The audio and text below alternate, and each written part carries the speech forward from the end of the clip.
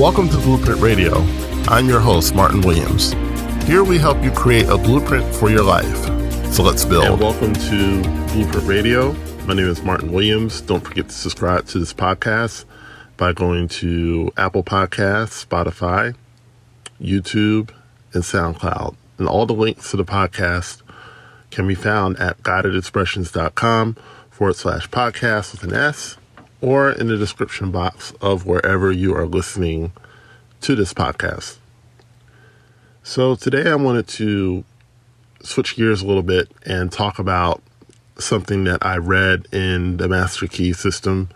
It's one of my core books that I read consistently to help me not only in my life, but also in my business. And I think it's something that will help a lot of people if they would read it.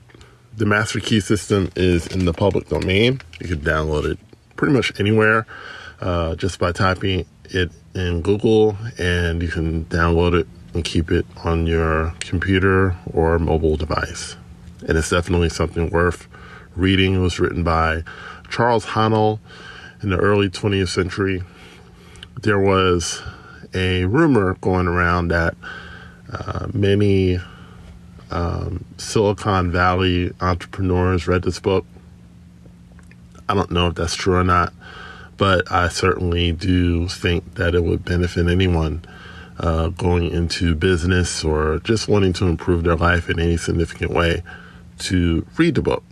So I'm going to be pulling from that book from time to time throughout the podcast because, I think there's things that are pertinent, even though it was written almost 100 years ago. It's one of those timeless books, and it's very pertinent to what we go through on a day-to-day basis. So today's topic, I wanted to delve into what is regarded as day one of the Master Key System. So the Master Key System, it was sent out in weekly installments, right? And it was mailed out to people who ordered it. And so you would get, week one, and then week two, and then week three, and so on, right? So in week one, Charles Haanel talked about basically having an accumulative consciousness. And specifically, he said that much gathers more, and loss leads to greater loss, right? So everything that we attain in life, we attain by the mind, right? If you don't have what you want, it's because you haven't attained it in your mind first. Now, if there's something that you want in life, you have to see yourself with it, right? And you see yourself with it, obviously, in your mind. So let's say that I want a new job, and I have to see myself with that job. I have to see myself working in that field. And I have to imagine that I'm living that life now to the best of my ability, okay? And it can be difficult sometimes to see yourself in a better position than where you are now, because where you are now is so real, right? It's so, it's kind of taken over your entire, life, because it is your life, right? So, you may be in a situation where you can't find a job right now, or maybe you're working in a business, but business isn't that great, right? So that's reality, right? But you have to create a new reality if you want to experience a new reality. And the way you create a new reality is going into your mind and deciding, okay, I don't want to be, unemployed anymore. I don't want to be someone who has no business. I want to be someone who has a lot of business, a lot of clients, a lot of customers, which in turn means I have a lot of money, right? So you've got to create that new reality within your mind. Now, why do most people lose? Right? Think about it. Have you ever started something and then got distracted or sidetracked? It's probably because you didn't have the vision in your mind for the thing that you wanted to create long enough for it to be completed. You have to hold the vision every single day until that thing manifests. And once it manifests, then you don't have to hold the vision anymore because it's here. It's a reality in your life, right? You don't need faith for things that you see, okay? I'm looking at this phone right now. I'm talking into this phone. I don't need faith to see this phone because this phone is it's right here. I can touch it, feel it, look at it, the whole 9 yards. You need faith for the things that you can't see, right? So, maybe you can't see yourself getting out of debt.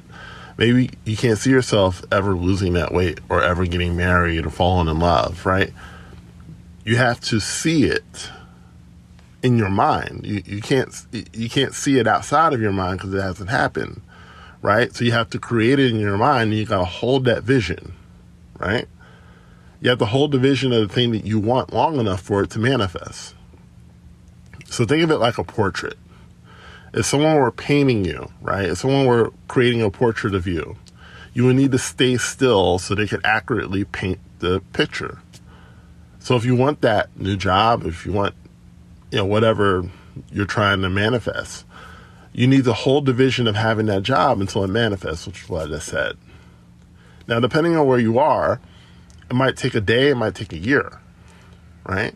But you have to hold the vision until it shows up, okay? You got to see yourself going to that job every single day. You got to see yourself working in something that you love. You have to see yourself with, whatever it is that you want long enough for it to actually move into your life. So if things start to go bad, let's say you're having a bad day, it's important not to start thinking along those lines, right? Because the world around you reflects your thoughts. Your thoughts lead the words, and if you think something long enough, you're going to speak it. So let's say you get a flat tire first thing in the morning. No one wants that, right? Or let's say that you get stuck in a ton of traffic. A natural tendency is to build on that negative outcome, which, is a natural thing. It can happen to anybody. But the natural tendency is to say, oh man, today's going to be a lousy day. I can already feel it. I'm stuck in this traffic. All these things are happening, and it's just not gonna be a good day. I know it. I can feel it, right? So you start talking along those lines, and then all of a sudden, it seems like the world starts caving in because, you're building that negative momentum. And a lot of people do this unwittingly. They don't even think about it. They don't even realize what they're doing until they get to like 12 o'clock and they feel like their world is ending, right? Because, those thoughts just start piling on. And, those negative thoughts, those negative words, they're reprogramming your mind all the time. Like your mind is constantly being reprogrammed 24 hours a day, 7 days a week. The key is for us to do it on purpose. Most people are having their minds programmed, but they're either programming their minds in a way that they don't want to create things that they don't want, or someone else is programming their mind.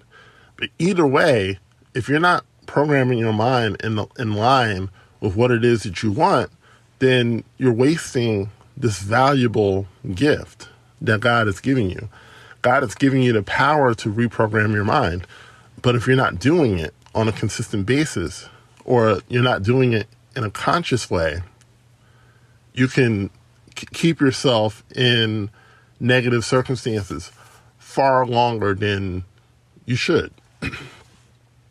Okay? So, like I said, if things start to go bad, it's important not to reflect those things.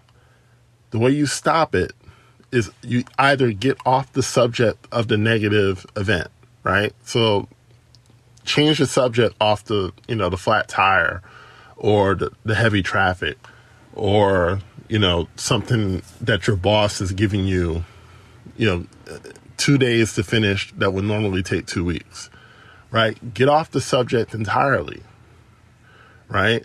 And instead start thinking of something about what you're grateful for, right? So, you might be grateful for your family. You might be grateful to have a home to live in. You might be grateful that you have money in your pocket. You might be grateful that, you didn't lose your job during the pandemic, or you didn't get sick during the pandemic, and that your family was safe. You might be grateful for a TV. You might be grateful. It doesn't have to be big things. It can be small things, right? But if you just write down 10 things that you're grateful for in your phone, right? It stops the momentum, the negative momentum that was carrying you into, a really negative day, right? You stop that momentum, you stop it in its tracks, and you can start building on those things that you want, right? Brian Tracy said that successful people think about what they want and how to get it most of the time. Most people don't think that way. Most people are thinking about their problems. They're thinking about their negative friends and family members. They're thinking about all the mistakes they've made. They're thinking about, how much they hate their job, how much they hate their body, how much they hate their current relationship status. That's what people think about time and time again. But you have to think about what you want. And you got to think about the steps that you can take in order to get there. When you make that subtle shift into thinking along a more positive, more accumulative line, as opposed to just reflecting everything that's happening to you, you're going to start making changes. So my 3 takeaway points here are, number 1, pay attention to how you think. Am I thinking negatively? Am I thinking positively? Am I thinking in line with what I want, or am I thinking in line of what I don't want?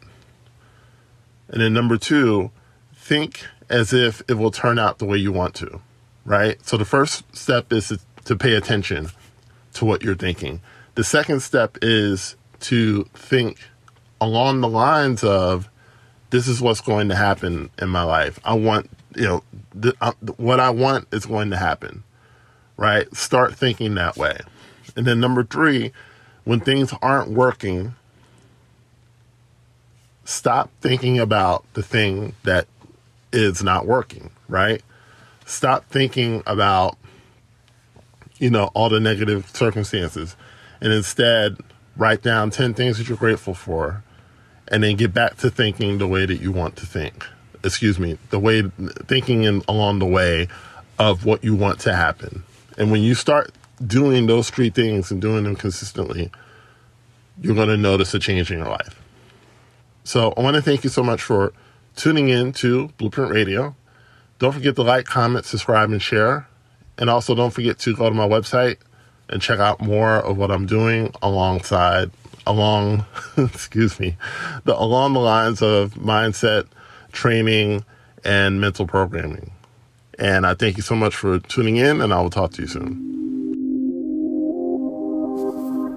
Thanks for listening to Blueprint Radio.